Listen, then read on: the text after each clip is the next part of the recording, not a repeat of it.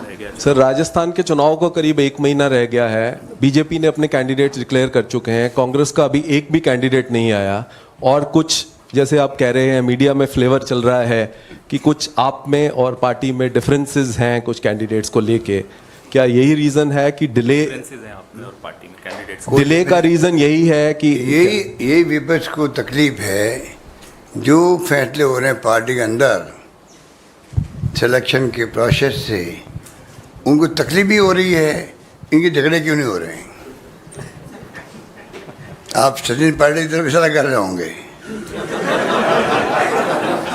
जितने फैसले हुए हैं सबकी राय से हुए हैं, सबकी राय हो। जो भी सचिन पायलट साहब के जो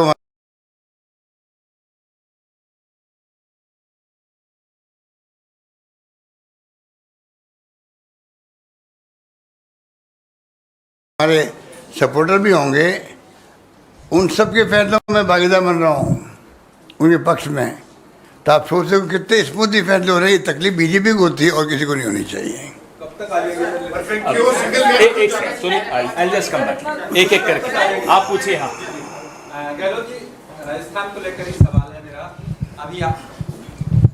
अभी आपने जिक्र किया था आपकी सरकार जब मुश्किल में आ गई थी, तो मुश्किल में वो आप ही की पार्टी के जो विधायक थे बागी हुए थे, उनके चलते आई थी। तो जो अब जो टिकट वितरण हो रहा है, क्या उन एमएलएज जो बागी हुए थे उन पर भी पार्टी भरोसा करेगी या आपका विरोध रहेगा?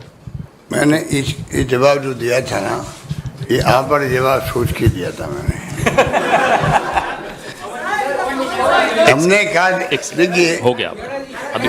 एक एक करके जवाब तो देने दीजिए। मैं जब होटल में हम लोग 40 दिन रहे थे ना, जब हाईकमान के आदेश से हम लोग सब गिले शिकवे जो भी थे, एक फैसला हाईकमान ने कर दिया। जब मैं बाहर आया था, होटल से बाहर आया था, तो आप मैंने कई लोगों को शायद हो सकते याद हो, पहला स्टेटमेंट मेरा मीडिया में था, फॉरगेट एंड फॉरगिव। इन भावना से हम काम करेंगे। और मुझे कहते हैं घर है, आप सुनिएगा, मैं प्रवचन नहीं दे रहा हूँ हालांकि, पर आपने कहा मैं हमारे पास टाइम है। मैंने कहा कि हिंदुस्तान के अंदर ऐसा बहुत कम होता है। मिस्टर अजय माकन जो जनरल सेक्रेटरी थे हमारे, ये बैठे वहाँ असेंबली के अंदर मेरे रूम में 1 बाय 1 122 लोगों से मिले, विधायकों से। उसमें जो आप कहते हैं वो विधायक भी थे, सारे लोग थे। अगर एक स्वर में कोई कहे किसी स्टेट के अंदर, उसमें राजस्थान हो सकता है, जहाँ सब ने कहा हम चाहे किसी के साथ पॉलिटिकल हो सकते हैं। काम के मामले में मुख्यमंत्री कोई भेदभाव नहीं कर रहे हैं। काम के मामले में जो हम काम मांगते हैं हम काम में देते हैं, और काम इतने देते हैं जो मांगते हैं। तो मेरे जुमला बन गया, बहुत फेमस जुमला राजस्थान में है, जो मैंने कहा, तुम मांगते मांगते थक जाओगे, मैं देते देते नहीं थकूँगा। वो मैं निभाया वहाँ राजस्थान है। और इसलिए आप समझ लीजिए, वो जो गए हैं कहीं गए हैं, अभी क्राइटेरिया सिर्फ एक है, वो है विनिबिलिटी क्राइटेरिया है। वो सब बातें हम भूल चुके हैं। हम सब एक होकर इलेक्शन लड़ना चाहते हैं। सुनील, आप यूं ही बोल दीजिए, आवाज आ जाए। Sir, I just coming back because you say English इनसे कीजिए। नहीं मैं I have to, मेरा हिंदी इतना अच्छा नहीं है, हम साउथ इंडिया से है, फिर भी मैं कोशिश करूंगा। आप बोल रहे हैं हिंदी अच्छी बोलते, मैं जानता हूँ 25 साल से आपको। सर, ये आप बोलता है forgive and forget, पर सच्चाई ये है कि जो आपका चुनाव जो हो रहा है, there is still no, you have gone with a single name with the screening committee.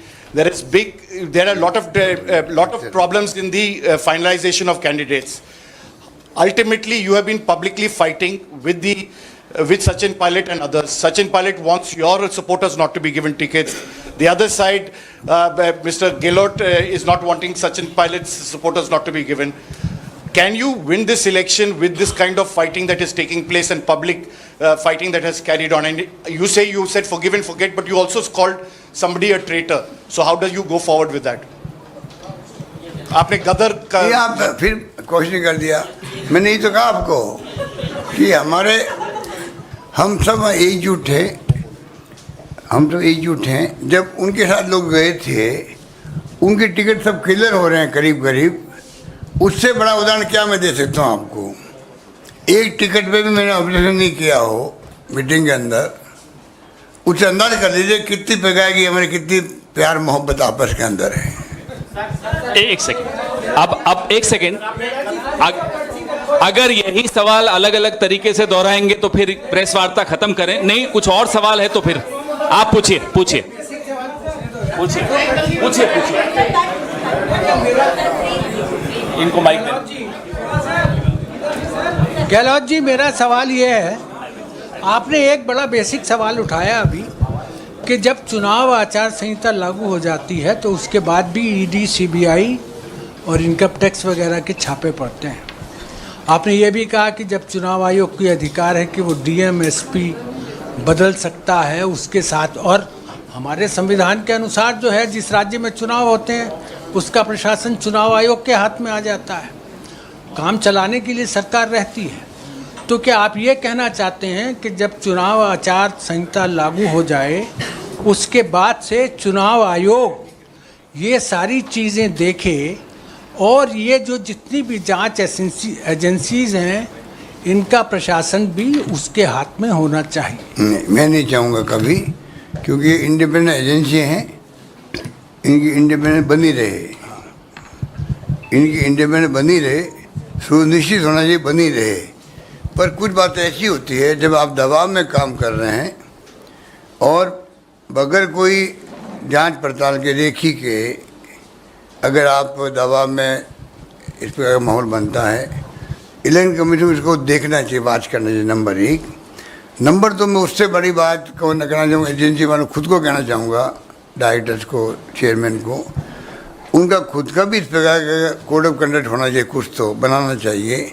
अब एक बार इलेक्शन शुरू हो गया है, अब इसको रोक देते हम लोग, 2 महीने बाद वापस शुरू कर दें, कौन रोकता उनको? वो तो क्रिमिनल का काम किया है, फाइनेंशियल या क्राइम का, तो रोक कौन रहा भाई? और रुकना चाहिए भी नहीं।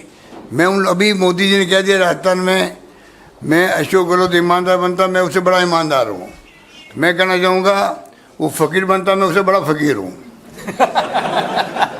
मैंने ज़िंदगी में 1 इंच ज़मीन नहीं खरीदी, एक ग्राम सोना नहीं खरीदा, मैंने कोई प्रॉपर्टी नहीं बनाई। मेरी बेटी की शादी में कोई 90,000 का मेरे को लगता है मेरी वाइफ ने चेक दिलवाया होगा, तो मैं भी बड़ा फ़कीर हूँ उनसे।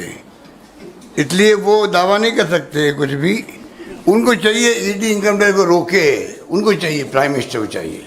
प्राइम मिनिस्टर को, अगर उनमें ईमानदारी है तो पीएम को इंटरवेन करना चाहिए। अगर गृह मंत्री नहीं मान रहा है तो गृह मंत्री बात किसी की मानेगा भी नहीं। अगर मानेगा तो सिर्फ एक आदमी को मानेगा, वो है नरेंद्र मोदी जी का नाम है। मानना चाहिए, करना चाहिए। बहुत गलत काम कर रहे हैं और देश उनको माफ़ नहीं करेगा, मेरा मानना है। मौसमी गहलोत साहब, आपको जादूगर बुलाया जाता है, सियासी जादूगर। तो ये बताइए, अगर कांग्रेस की सरकार आती है, आपकी सरकार आती है राजस्थान में, तो क्या अशोक गहलोत दोबारा घोड़ा चढ़ेंगे या फिर राजस्थान से रुख मुंह मोड़ के दिल्ली की ओर आएंगे? टायर या रिटायर होने वाले अशोक गहलोत या नहीं होने वाले? देखिए, ये बोला अगली बार घोड़ा आप ही चढ़ेंगे। देखिए, नाम क्या मौसमी जी, आप मुझसे बेंगलुरु में बहुत गपशप कर चुकी हो। जब मैं वहाँ ऑब्जर्वर था पिछले चुनाव के बाद में, तो मैं आपको उस लिहाज से जानता हूँ, ठीक है ना? आपने क्वेश्चन पूछा है, उसका जवाब ये है, पता नहीं मुझे यहाँ देना चाहिए, पर क्योंकि फ्रेंडली माहौल है इसलिए मैं कुछ भी कह सकता हूँ और मुझे माफ़ करेंगे आप सब लोग, ठीक है? कि मुझे सोनिया गांधी ने चूज़ किया पहली बार। सोनिया गांधी जी के अध्यक्ष बनने के बाद में पहला निर्णय उन्होंने किया है देश के अंदर, वो किया अशोक गहलोत मुख्यमंत्री बने। उन्होंने कुछ सोच समझ के मेरी परफॉर्मेंस देख के पीसी प्रेसिडेंट, में उस वक्त पीसी प्रेसिडेंट था, मैं उम्मीदवार नहीं था मुख्यमंत्री पद का, और कांग्रेस में उम्मीदवार नहीं बनना ज़्यादा बेहतर रहता है। जो उम्मीदवार होता है वो कभी मुख्यमंत्री बनता नहीं है। तो उन्होंने जो है मुझे सेलेक्ट किया और मैं मुख्यमंत्री बना।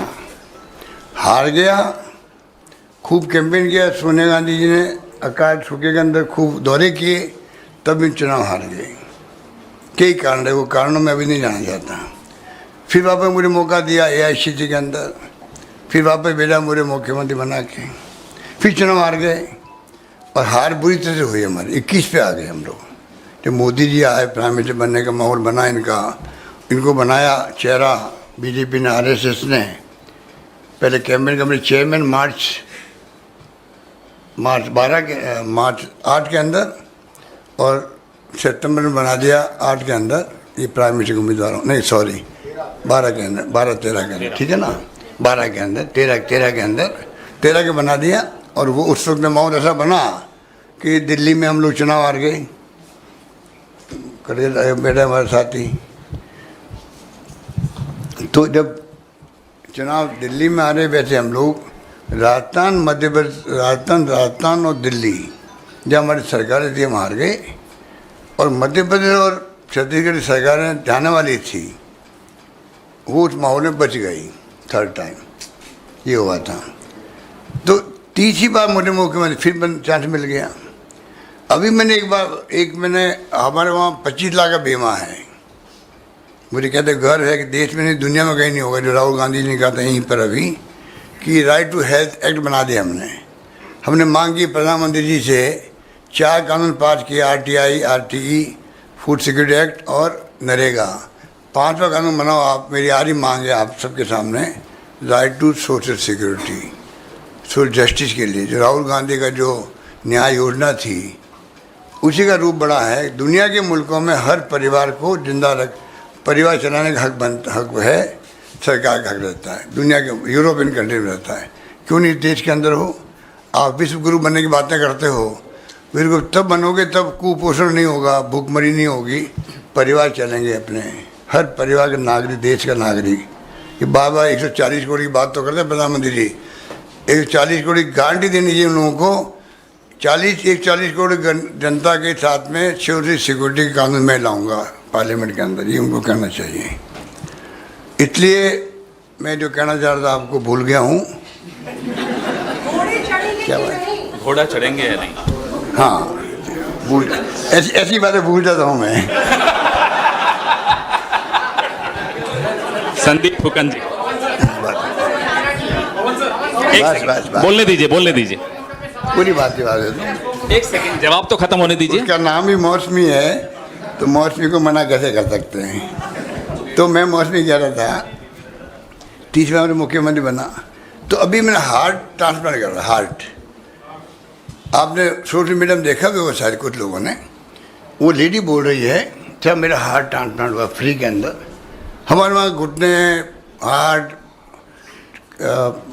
लीवर, किडनी सब फ्री हो रहा है। हार्ट मतलब सब कुछ फ्री है राजस्थान, कोई सोच नहीं सकता। वो माहौल है राजस्थान के अंदर इलाज का, कोई सोच भी नहीं सकता, फ्री इलाज है। तो उसने कहा साहब भगवान करे आप वापस मुख्यमंत्री बने, 4थी बार मुख्यमंत्री बने। तो मैंने उनको कह दिया सुनो भाई माता जी, आप जो है आप बताइए, आपका हार्ट ट्रांसप्लांट हो गया, मैं मुख्यमंत्री पद छोड़ना चाहता हूँ, पर ये पद मुझे नहीं छोड़ रहा है। अब तुम समझ जाओ कितनी हिंदुस्तान में कितने मुख्यमंत्री की हिम्मत है जो ये कहे कि मैं पद छोड़ना चाहता हूँ, पद मुझे नहीं छोड़ रहा। बताइए दीजिए कितने मुख्यमंत्री है इतिहास में? कभी किसी ने कहा क्या? मैं कह रहा हूँ मैं छोड़ना चाहता हूँ, आज ही कह रहा हूँ छोड़ना चाहता हूँ, ये पद मुझे नहीं छोड़ रहा है और शायद छोड़ेगा भी नहीं। 2-3 और ले ले सर। संदीप फुकन जी, एक सेकंड, माइक ऑन में दीजिए, सबको मिलेगा। गहलोत साहब ने कहा भी उनके पास समय है, सबके सवाल ले रहे हैं। संदीप फुकन जी को दीजिए। नहीं सर, अभी आपने कहा कि जो पायलट साहब के समय, सुनिए एक बार, मैं बीच में बोल रहा हूँ। मैंने आपको मौसमी जी खाली मजाक बात सुने, मैंने कहा मजाक के अंदर कि मेरा मतलब पद छोड़ने का मतलब ये है, छोड़ना नहीं, छोड़ नहीं रहा है, कि मुझ पर इतना विश्वास हाईकमान ने किया है। रेयर होता है देश के अंदर, कुछ तो कारण होंगे, कुछ कारण होंगे कि सोनिया गांधी, राहुल गांधी, प्रियंका गांधी मुझ पर विश्वास कर रही है, जो ये फैमिली है, जो कांग्रेस को एकजुट रखे हुए हैं, कुछ तो कारण होंगे भाई कि मुझे क्यों बनने का मौका मिला है, कुछ तो कारण होंगे। तीसरी बार इतने मैंने कहा कि मेरे लिए अभी जो है देश में जो हालात बन रहे हैं, जिसके लिए राहुल गांधी संघर्ष कर रहा है, राहुल गांधी एक मत नेता है जो मुकाबला कर रहे हैं नरेंद्र मोदी जी का, तो हमारा फर्ज बनता है कि हम जो है कोई पद की बात करने के बजाय उनके हाथ मजबूत करें, देश हित के अंदर, देश बचना चाहिए, ये मेरी प्रायोरिटी है। अब उसके अंदर कोई पार्टी फैसला करती है वो हमें सबको मंजूर होता है, मेरा भावना ये थी। मतलब सर, अभी आपने कहा कि फॉरगेट एंड फॉरगिव, इधर आपके सामने, कौन बोल रहा है, सॉरी। हाँ, तो आपने अभी कहा कि फॉरगेट एंड फॉरगिव का अप्रोच लेके आप चल रहे हैं, और जो सचिन पायलट के समर्थक है, अभी आपने कहा कि लगभग उनके टिकट्स भी क्लियर हो रहे हैं। तो अभी हाल ही में हिंदू कोई आपके प्रदेश अध्यक्ष ने कहा लगभग 30% टिकट काटे जाएंगे। तो जो काटे जाएंगे किस वजह से काटे जाएंगे? नॉन परफॉर्मेंस, एलिगेशन, और कितनी प्रतिशत आपके हिसाब से कितने टिकट्स काटे जाएंगे जो सिटिंग एमएलएज हैं?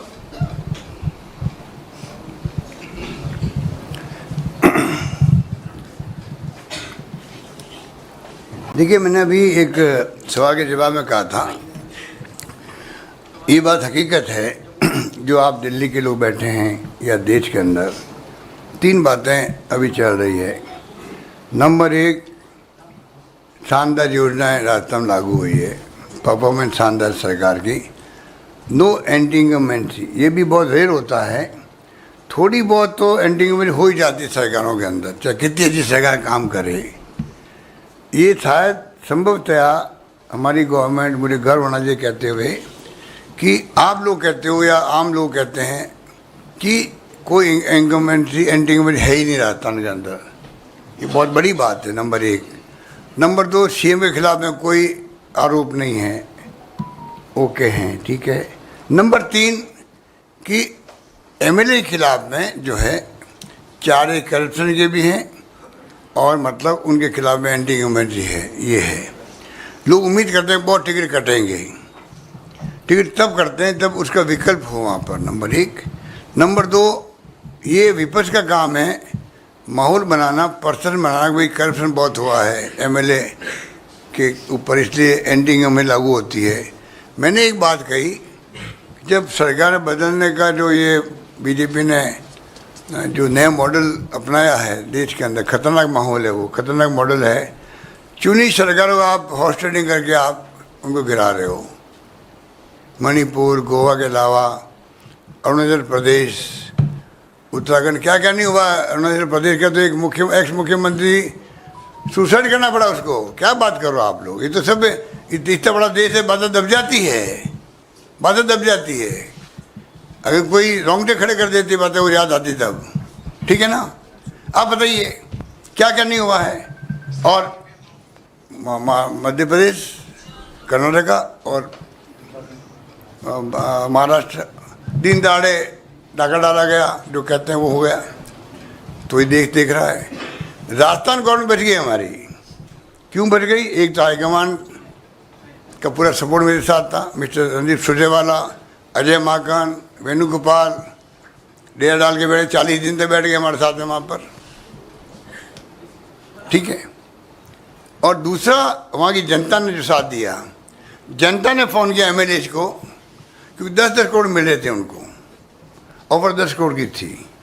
आप बताइए, हिंदुस्तान के इतिहास में मैं मांग रहा हूँ कॉन्फिडेंस वोट लेने के लिए, ऐसे में बुलाओ, स्पीकर मना, गवर्नर मना कर रहा है।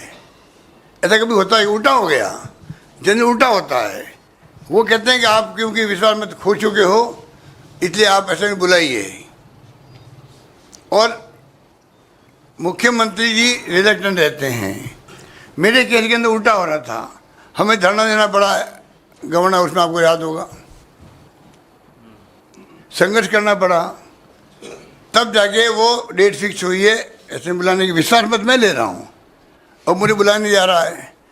जब डेट फिक्स हो गई तो रेट बढ़ गई, 10, 20, 30, 40, ठीक है। और ये हकीकत है, जब मध्य प्रदेश के अंदर, कर्नाटक में, और आपका 50 एमपी चले गए आपके महाराष्ट्र के अंदर, सबके ऊपर ईडी फीडी के छापे डाले जा रहे थे। कोई 50 करोड़ की बात करे, कोई 35 करोड़ की बात करता वहाँ पर, ठीक है। तो ये स्थिति, तो मैं ये कहा जब मेरे एमएलए को ऑफर था पैसा 10 करोड़ रुपये पहली किस्त, और टच एंड गो था वो, ऐसा नहीं कि मैं कोई 20-25 लोगों लेके बैठा हूँ वहाँ पे एक्स्ट्रा, टच एंड गो का खेल था। तब भी 40 दिन तक उन्होंने साथ नहीं पाया। पब्लिक ने कहा फ़ोन कर करके, हमारे एमएलए साहब आपको 6 महीने रहना पड़ेगा रही होटल के अंदर, ये सरकार गिरनी नहीं चाहिए, जिसका मुख्यमंत्री अशोक गहलोत थे वहाँ पर। ये अगर कहे जनता उनको, एमएलए को, वो मुझे कहते थे सभी फ़ोन आ रहे कार्यकर्ताओं सबके, उस माहौल में मैंने सगा बचाई। तो मैंने कहा मेरी चर्चा देश भर में पहली बार उस रूप में हुई है, तो इसलिए हुई है कि बाकी सरकारें गिर गई और राजस्थान सरकार हमने बचा ली है, ठीक है। तो मैंने कहा अगर ये करप्ट होते एमएलए हमारे तो 10-10 करोड़ रुपये बहुत होते भाई। 10 करोड़ रुपये किसको क्यों मना करते, फिर वो वही पैसे ले लेते बाहर निकलने के लिए। बाहर निकलते हमारी सरकार गिर जाती। तो सरकार नहीं गिरी हमारी, तो मैं कैसे मानूँ करप्ट लोग थे, ये मैंने कहा उनको।